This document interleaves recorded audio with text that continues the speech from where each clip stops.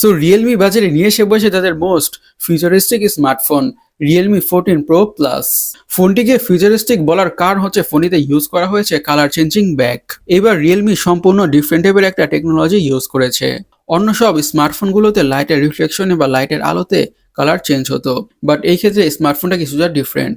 তার কারণ হচ্ছে লাইটের আলোতে না, টেম্পারেচার লো হলে বা ডাউন হলে কালার চেঞ্জ হয়, which is pretty cool, right? Normally স্মার্টফোনটা হোয়াইট থাকে, কিন্তু টেম্পারেচার ডাউন হলে ব্লুইশ টিন্ট হয়ে যায়, যার ফলে স্মার্টফোনে দেখতে আরো বেশি অ্যাস্থেটিক লাগে। আর স্মার্টফোনের ডিজাইনটা অ্যাকচুয়ালি দেখতে সিম্পলের মধ্যে গর্জিয়াস টাইপের ডিজাইন, দেখতে খুবই ক্লাসিক লাগে। আর ব্যাক প্যানেলে আরো থাকছে কিছুটা টেক্সচার। এখন ফোনটা ডিসপ্লেটাকে নিয়ে কথা বলা যাক। ডিসপ্লেটা হচ্ছে 6.7 ইঞ্চের AMOLED display with 120 Hz refresh rate. আরও থাকছে 1 বিলিয়ন কালারের সাপোর্ট। এই প্যানেলটা H2H হওয়ার কারণে কন্টেন্ট ওয়াচিং এক্সপিরিয়েন্স হবে প্রিটি নাইস। আর হায়ার রিফ্রেশার থাকার কারণে স্ক্রোলিং করে, ব্রাউজিং করে, গেমিং করে, ইউ নেম ইট, যে কোনো ধরনের টাস্ক পারফর্ম করতে স্মুথনেসের ফিল তো পাওয়া যাবেই। আর 1 বিলিয়ন কালারের সাপোর্ট থাকার ফলে কালারগুলো হবে ভাইব্রেন্ট আর পাঞ্চি। কন্টেন্ট ওয়াচিং এক্সপিরিয়েন্স হবে প্রিটি অ্যামেজিং বা pretty immersive, whatever you say.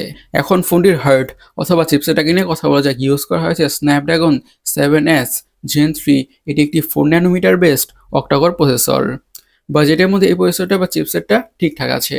High লেভেলের গেমগুলোকে ম্যাক্স আউট সেটিংসে অনেকটা ভালোভাবে খেলা যাবে অথবা রান করা যাবে কোনো ধরনের ইস্যুস ছাড়াই। আর day to day regular task, social media using, switching between apps, multitasking, এমন যত ধরনের টুকটাক বা রেগুলার কাজ আছে সেটা ফোনটি খুব ইজিলি হ্যান্ডেল করে ফেলবে। সেই ব্যাপারে বা সেই বিষয়ে কোনো সন্দেহই থাকছে না।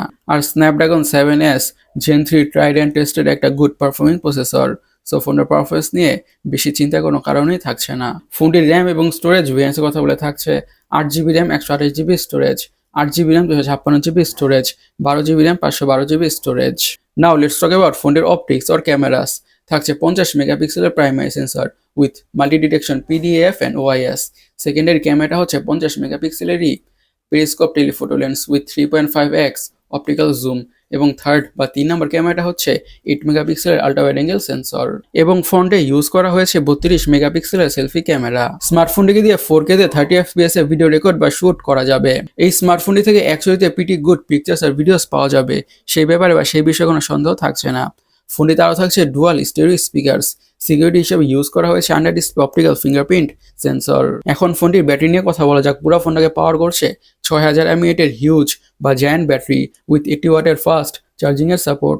এই 6000 mAh এর ব্যাটারি থেকে ফোনটাকে মিডিয়ামভাবে ইউজ করলে খুব ইজিলি 2 দিনের ব্যাটারি ব্যাকআপ পাওয়া যাবে। আর সাথে প্রোভাইড করা 80 ওয়াটের ফাস্ট চার্জার দিয়ে ফোনটা ক্রেজি ফাস্ট ফুল চার্জ হয়ে যাবে। ফোনটার কালার ভেরিয়েন্সের কথা বলে এইসব কালার ভেরিয়েন্সে পাওয়া যাবে। গাইস, আপনাদের রিয়েলমি 14 প্রো প্লাস স্মার্টফোনটি কেমন লেগেছে অবশ্যই কমেন্ট সেকশনে কমেন্ট করে জানাবেন। আর আমাদের আজকের ভিডিওটি এই পর্যন্তই। আমি সৈকত, সাইনিং আউট।